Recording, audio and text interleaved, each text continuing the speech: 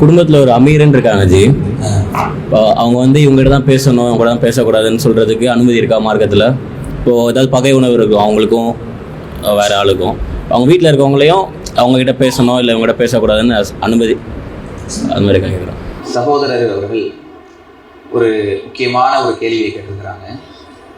அதாவது குடும்பத்திலே எல்லோரும் வந்து உற்றார் உறவினர்களை எல்லாம் அரவணைத்து ஒரு குடும்பமாக வாழ்ந்து கொண்டிருக்கக்கூடிய நிலையில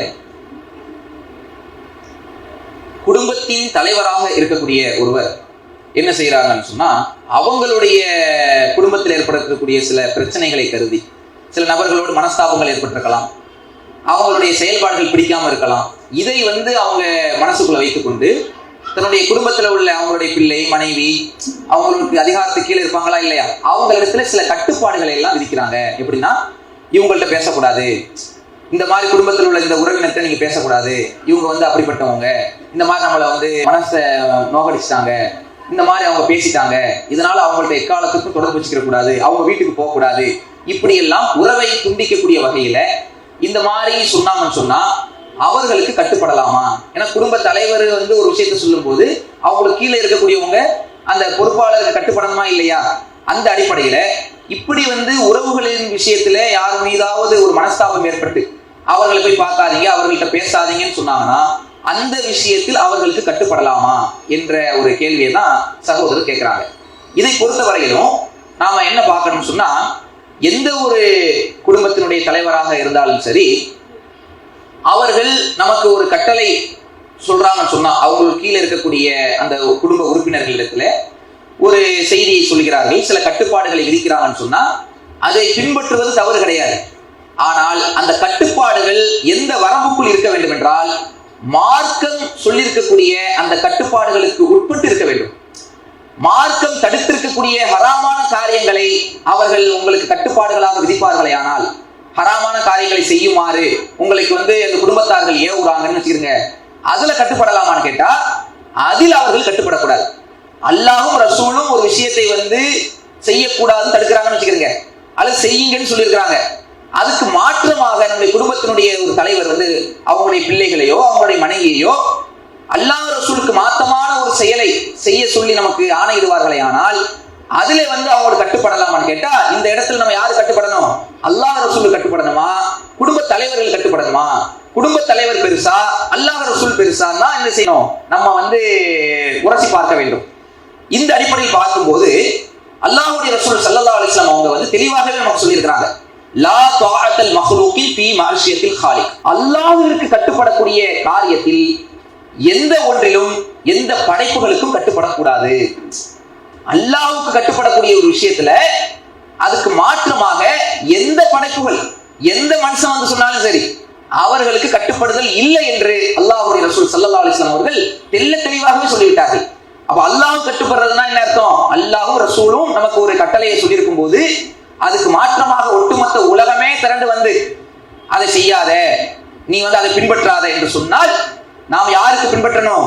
அல்லாஹ் ரசூல் சொன்னதெல்லாம் பின்பற்றணுமே தவிர இவர்களுக்காக என்ன செய்து கூடாது, மார்க்கத்தை வளைந்து கொடுக்க கூடாது என்பதுதான் இந்த செய்தி நமக்கு உணர்த்துகிறது.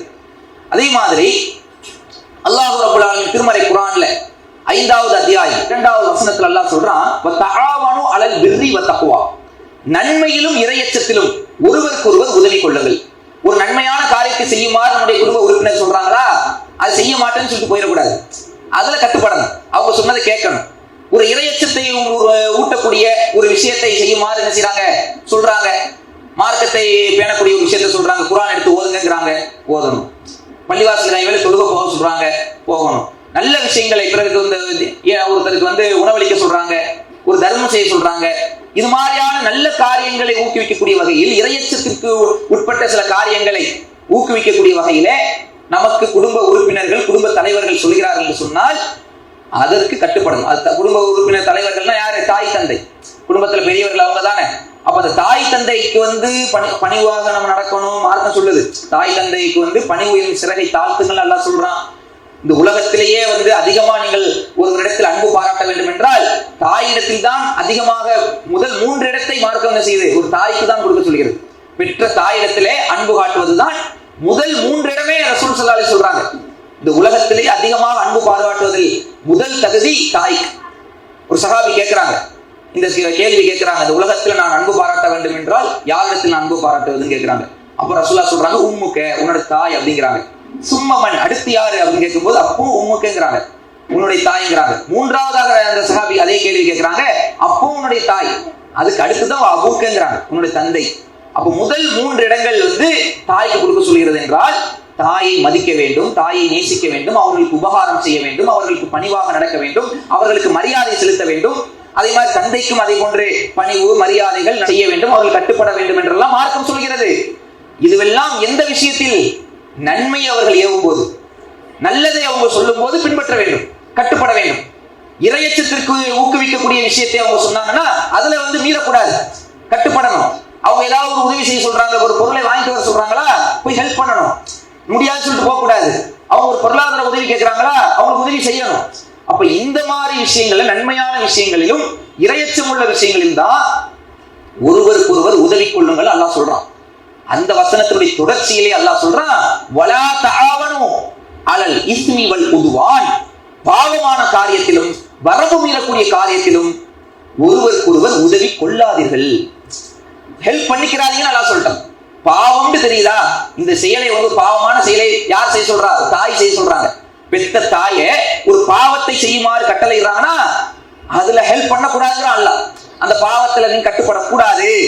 பாவத்திலும் வரம்பு மீறக்கூடிய காரியங்களிலும் ஒருவருக்கொருவர் உதவிக்கிற கூடாது என்று படைத்த ரப்புல் ஆலமீன் சொன்ன பிறகு, இல்ல தாய் மீது சொல்ல நான் மீற முடியுமா, போகலாம் அப்படி.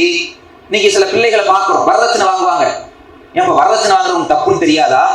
இப்படி பெண் வீட்டுல இருந்து பணமா வாங்குற, பெண் வீட்டு விருந்து வாங்குற, பொருள் கட்டில் பீரோல் சீதனங்கள் என்ற பெயர்ல நிறைய வாங்கிட்டு இருக்கிறீ, தப்புன்னு உனக்கு தெரியாதான்னு கேட்டா, எனக்கு தப்புன்னு தான் தெரியும், இது மார்க்கத்துல கூடாதுதான் நான் சொல்லி எங்க கேட்கிறாங்க. வீட்டுல சொல்றாங்க, எங்க அம்மா சொல்ல தாங்க முடியல, அவங்க சொன்னா கேட்டுதானே ஆகணும். அம்மா பேச்ச மீற முடியுமா, பாப்பா பேச்ச மீற முடியுமா, இப்படி சொல்லிடுறாங்க. ஒரு மோமினுடைய வார்த்தை இவ்வாறு இருக்கக்கூடாது. வரதட்சணை என்பது மார்க்க அடிப்படையில் ஹலாலா ஹராமா? பெண் வீட்டிலிருந்து விருந்தாகவோ பணமாகவோ நகையாகவோ கேட்டு பெறுவதை இஸ்லாம் அனுமதிக்கிறதா? திருமணத்தின் போது அனைத்து செலவும் யாருடைய பொறுப்பு? மணமகனுடைய பொறுப்பு. அல்லாஹ் அப்படித்தானே சொல்றான். பெண்ணுக்கு திருமணத்துல மணக்கொடைய மாப்பிள்ளை தான் கொடுக்க வேண்டும் என்றால் அதுக்கு என்ன அர்த்தம்? பெண்ணிடத்திலிருந்து உனக்கு வாங்க தகுதி இல்லைன்னு அர்த்தம், நீ தான்ப்பா கொடுக்கணும் என்று மார்க்கம் சொல்லுது. பெண்களுக்கு மணக்கொடையை நீங்கள் கட்டாயமாக கொடுங்கள் என்று மாப்பிள்ளைக்கு தான் அல்லாஹ் கட்டளை போடுறான். அதே மாதிரி ஒரு திருமண விருந்தா இருந்தா கூட அந்த விருந்து இன்னைக்கு பாக்குறோம், திருமணத்தை அன்னைக்கு பெண் வீட்டுல விருந்து நடக்கும், அதுக்கு அடுத்த நாள் வழிமாங்கிற பேர்ல ஒரு ஏமாற்று வேலை நடக்கும். இஸ்லாத்துல திருமண விருந்துங்கிறது ஒரே விருந்து தான். அந்த விருந்தை யாருக்கு கொடுக்க சொல்லுது? மாப்பிள்ளை தான் கொடுக்க சொல்லுது. ஆனா இன்னைக்கு பாக்குறோம் அதுக்கு மாற்றமான விஷயங்கள்லாம் நடக்கும். யார் மேல பழிய போடுவாங்க? குடும்ப தலைவர்கள் சொல்றாங்க நான் கட்டுப்படுறோம். சொல்ல முடியுமா? நீ தாய் தந்தை பேரண்ட்ஸ் சொல்றாங்க, அதான் எனக்கு இதுல விருப்பம்லாம் கிடையாது, அவங்க ஆசையை நிறைவேற்றணும்ல, அதுக்காக மார்க்கம் தடுத்த விஷயத்துல நீங்க நிறைவேற்ற முடியுமா? அப்ப அந்த மாதிரி ஒரு விஷயம் தான் இன்றைக்கு என்ன செய்யறாங்கன்னு சொன்னா, அதே பெற்றோர்கள் குடும்பத்துல என்ன செய்வாங்க, இவங்க என்னை இப்படி பேசிட்டாங்க, என்னை இந்த மாதிரி பகைச்சுக்கிட்டாங்க, என்னுடைய மனசை புண்படுத்திட்டாங்க, அதனால நீ அவங்கள்ட்ட எந்த வகையிலும் ஒட்டும் வச்சிருக்க கூடாது, உறவு வச்சுக்க கூடாது, இப்படி சொல்லுவாங்க. இப்படி சொன்னா அவங்க அதை பின்பற்றலாமா அப்படின்னு கேட்டா இது நன்மையான விஷயமா என்று நம்ம பார்க்கணும். மார்க்கம் என்ன சொல்லுது? அல்லாஹ்வுடைய ரசூல் ஸல்லல்லாஹு அலைஹி வஸல்லம் சொல்றாங்க, லா யதுகுலுல் ஜன்னah, சொர்க்கத்திற்குள் நுழையவே முடியாது. காத்திரும், யாரு உறவை யார் துண்டிக்கின்றார்களோ, உறவை துண்டித்து வாழ்பவன் சொர்க்கத்தில் நுழைய முடியாது. உறவுகளை துண்டிப்பது எவ்வளவு பெரிய பாவம் பாருங்க. நம்ம எதுக்காக சொல்லுகிறோம்? சொர்க்கத்துக்கு போகணும், அதுக்கு தானே சொல்லுகிறோம். ரமலான் வருதுன்னா நம்ம ரமலான் மாசம் முழுவதும் நோன்பு வைக்கிறோம்னா அதனுடைய நோக்கம் என்ன? சொர்க்கத்தை அடைய வேண்டும், அல்லாஹ் தரக்கூடிய அந்த இன்பகமான வாழ்க்கை அடைய வேண்டும், அதான் நோக்கம். எந்த ஒரு அமலை செய்தாலும் இஸ்லாத்தினுடைய அடிப்படை ஆணிவர் நம்பிக்கை என்ன? மறுமையில் வெற்றி பெறணும், சொர்க்கத்தை அடைய வேண்டும், இதுதான் நம்முடைய இலக்கு. இப்படிப்பட்ட இந்த சுவனத்தை தடுக்கக்கூடிய ஒரு தடை கல்லாக இந்த உறவை துண்டிப்பது இருக்கிறது என்றால் இது எவ்வளவு ஒரு பயங்கரமானது. ஒருத்தன் தொழுகிறான், நோன்பு வைக்கிறான், பல அமல்கள் செய்யறான், திக்ரு செய்யறான், ஆனா உறவுகளை துண்டித்து வாழ்றான்னு வச்சுக்கிறேங்க. சொந்த பந்தங்களை அரவணைக்கவில்லை, சொந்தம் கேட்டான்னு சொன்னா என்ன காரணம்? எங்க வாப்பா சொல்லிட்டாங்க அதனால நான் பேசல, எங்க உம்மா சொல்லிட்டாங்க அவங்க பேசின தட்டக்கூடாதுல, அதனால நான் இவங்களுக்கு நான் அவங்களோட எந்த ஒட்டும் வச்சுக்கல, உறவும் வச்சுக்கல. இப்படி நம்ம துண்டித்தோம் சொன்னா நாளைக்கு நம்மளுடைய மறுமை நிலை என்ன ஆகும்? அல்லாஹ் இந்த அமல்களை நிறுத்தி வச்சிருவானே. நம்ம எவ்வளவு அமல் செஞ்சாலும் அந்த உறவுகள் பேசாத வரை அல்லாஹ் அவங்களுக்கு இடையில என்ன செய்வானா, அந்த அமல்களை நிறுத்தி தான் வச்சிருப்பான். அப்ப அவ்வளவு பெரிய ஒரு முக்கியத்துவம் வாய்ந்த ஒரு விஷயமாக உறவுகளை பேணக்கூடிய விஷயத்தை மார்க்கம் வலியுறுத்துகிறது. இன்னும் சொல்ல போனா அல்லாஹ்வுடைய ரசூல் ஸல்லல்லாஹு அலைஹி வஸல்லம் அவர்களிடத்துல ஒரு சஹாபி கேள்வியை கேட்கிறாங்க. இது குறித்து எப்படி கேட்கிறாங்க? அல்லாஹ்வுடைய தூதரே, என்னுடைய உறவினரிடத்தில் நான் இணங்கி செல்கிறேன், அந்த உறவை பேண வேண்டும் என்ற அடிப்படையில் நான் அவர்களோடு இணங்கி நான் செல்ல போகிறேன். ஆனா அவங்க என்ன வெறுக்கிறாங்க. நாங்க அவங்க வீட்டுக்கு போனா கூட அவங்களோட இணக்கமா செல்ல வேண்டும் நான் நினைச்சா கூட அவங்களுடைய செயல்பாடு எப்படி இருக்குது, என்னை வெறுக்கக்கூடிய வகையில் தான், என்னுடைய உள்ளத்தை புண்படுத்தக்கூடிய வகையில் தான் அவங்களுடைய செயல்பாடு இருக்குது. இந்த நிலையில் நான் அவர்களோடு உறவை பேணலாமா, நான் எப்படி உறவை பேண முடியும் என்ற அடிப்படையில் இந்த கருத்தில் ஒரு சஹாபி ரசூல் ஸல்லல்லாஹு அலைஹி வஸல்லம் அவங்கள்ட்ட கேள்வி கேட்கிறாங்க. அப்ப ரசூல் ஸல்லல்லாஹு அலைஹி வஸல்லம் அவங்க பதில் சொல்றாங்க, பதிலுக்கு பதில் உறவாடுவது உறவை பேணுவது கிடையாது. எப்படிப்பட்ட வார்த்தை பாத்தீங்களா? அல்லாஹ்வுடைய ரசூல் ஸல்லல்லாஹு அலைஹி வஸல்லம் அவர்கள் உறவை பேணுதல்னா என்னன்னு நமக்கு விளக்குறாங்க. பதிலுக்கு பதில் உறவாடுறாங்களே. இன்னைக்கு நம்ம உறவை பேணிக்கிட்டு இருப்போம். எப்படி உறவை பேணுவோம்? அவங்க நம்ம வீட்டுக்கு வந்தா நம்ம அவங்க வீட்டுக்கு போவோம், அவங்க நம்மளுக்கு சலாம் சொன்னா நாம அவங்களுக்கு பதில் சொல்லுவோம், அவங்க நம்ம வீட்டுல சாப்பிட்டா நம்ம அவங்க வீட்டுல சாப்பிடுவோம், அவங்க வீட்டு திருமணத்துக்கு நம்மளை கூப்பிட்டா அதுக்கு பிறகு நம்ம வீட்டு திருமணத்துக்கு அவங்களை கூப்பிடுவோம். இதுதான் இன்னைக்கு உறவாக இருந்து கொண்டிருக்கிறது. இன்னைக்கு உறவை பேணுவாங்க, ரொம்ப நகமும் சதையுமா இருப்பாங்க, பாசம் காட்டுவாங்க. இதெல்லாம் எப்படி இருக்குன்னா பதிலுக்கு பதில் தான் இருக்கும். அவங்க காட்டினாங்கன்னா அதே மாதிரி நாங்க நடக்கும். இப்படி இருக்குதே. இதுதான் ரசூலுல்லாஹ் சொல்றாங்க, பதிலுக்கு பதில் உறவாடுவது இருக்குதே, இது உண்மையாக உறவை பேணுவது கிடையாது. உறவை பேணுதல்னா என்ன தெரியுமா? உறவே துண்டித்து போகக்கூடிய நிலை ஏற்பட்டாலும், அவர்களே உறவை துண்டித்து போகக்கூடிய நிலை ஏற்பட்டாலும் அர்த்தம், அவங்க உங்களை வெறுத்தாலும் சரி, அந்த நிலையிலும் போய் உறவை பேணுறீங்க பாத்தீங்களா, அதுதான்ப்பா உண்மையில் உறவை பேணுதல் என்பதை அல்லாஹ்வுடைய ரசூல் ஸல்லல்லாஹு அலைஹி வஸல்லம் அவங்க சொல்றாங்கன்னா, இந்த நிலையில் நம்ம இருக்கிறோமா யோசிச்சு பாருங்க. அப்ப இது மாதிரி ஒரு நிலையில நம்முடைய குடும்பத்துடைய தலைவர்கள், குறிப்பாக நம்முடைய தாய் தந்தை அவங்கள்ட்ட பேசாத இவங்கள்ட்ட பேசாதன்னு சொல்லி உறவினர்கள் விஷயத்துல அவங்க தடை போடுறாங்கன்னா, அதுல நம்ம என்ன பார்க்கணும்? அல்லாஹ்வுடைய தூதர் சொன்னதை கட்டுப்படுறதா, இப்போ நம்ம தாய் தந்தை சொல்றது கேட்கிறதா? இப்பதான் நம்ம உரசி பார்க்கணும். இந்த இடத்துல யாரை நம்ம பின்பற்றினா நம்ம ஈமான்தாரி? ரசூலுல்லாஹி ஸல்லல்லாஹு அலைஹி வஸல்லம் சொன்னார்கள், லா யுமினு அஹதுக்கும் ஹத்தா அகூன அஹப்ப இலைஹி மின் வாலிதிஹி வ வலதிஹி வன்னாஸி அஜ்மஈன். உங்களுடைய பெற்றோர், உங்களுடைய தந்தை, உங்களுடைய பிள்ளைகள் உலகத்தில் உள்ள ஏனைய அனைத்து மக்களையும் விட நான் நேசத்திற்குரியவனாக மாறாதவரை, நான் பிரியத்துக்குள்ளவனாக மாறாதவரை உங்களில் ஒருவர் ஈமான் கொண்டவராக ஆக முடியாது என்று அல்லாஹ்வுடைய ரசூல் ஸல்லல்லாஹு அலைஹி வஸல்லம் சொல்றாங்க. அவங்க வார்த்தை எப்படி அமைய தெரியுமா? லா யுமினு அஹதுக்கும், உங்களில் ஒருவர் மூமினாகி விட முடியாது. எதுவரையும்? நம்முடைய தாய் தந்தையை விட, நம்முடைய பிள்ளையை விட, நம்முடைய மனைவி மக்களை விட, உலகத்தில் உள்ள அனைத்து மக்களையும் விட யாரை நேசிக்கணுமா? அல்லாஹ்வுடைய ரசூலை நேசிக்காத வரை நாம் எவரும் ஈமான் கொண்டு வராக முடியாது. அப்ப நேசம்னா என்ன? நாங்க ரசூலா நேசிச்சு வாயில சொன்னா நேசமாயிருமா? நான் அல்லாஹ்வுடைய தூதரை உயிருக்கு மேலா நேசிக்கிறேன்னு சொன்னா போதுமா? ரசூலுல்லாஹி ஸல்லல்லாஹு அலைஹி வஸல்லம் அவர்கள் ஒரு கட்டளை நமக்கு சொல்லி இருக்கிறாங்கன்னா, ஒரு போதனையை போதித்திருக்கிறார்கள் என்றால் அதற்கு மாற்றமாக நம்முடைய தாயோ தந்தையோ பிள்ளையோ மனைவியோ மற்ற மக்களோ யார் நின்றாலும் அவர்களுக்கு கட்டுப்பட்டு விடாமல் அல்லாஹ்வுடைய தூதருடைய பேச்சுக்கு கட்டுப்படுறமே, இதுதான் ஒரு மூமினுடைய அடையாளம், இதுதான் ஈமானுடைய அடையாளம், ஈமானுடைய சுவை என்று அல்லாஹ்வுடைய ரசூல் ஸல்லல்லாஹு அலைஹி வஸல்லம் சொல்றாங்க. அப்ப அந்த அடிப்படையில உறவுகள் விஷயத்தில் மார்க்கம் கடுமையாக என்ன செய்து வலியுறுத்துகிறது. உறவை இணைத்து வாழ வேண்டும் என்பதை அல்லாஹ் குர்ஆனிலே நமக்கு உபதேசித்திருக்கிறார். அல்லாஹ்வுடைய ரசூல் நமக்கு பல இடங்கள்ல வலியுறுத்தி இருக்கிறாங்க.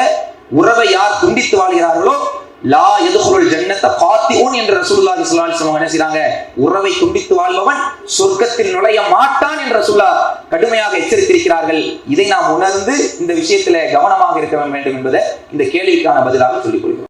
இஸ்லாம் மற்றும் சமுதாய செய்திகளை அறிந்து கொள்ள தமிழ்நாடு தௌஹீத் ஜமாஅத் யூடியூப் பக்கத்தை உடனடியாக சப்ஸ்கிரைப் செய்து கொள்ளுங்கள். மேலும் பெல் பட்டனையும் கிளிக் செய்து கொள்ளுங்கள்.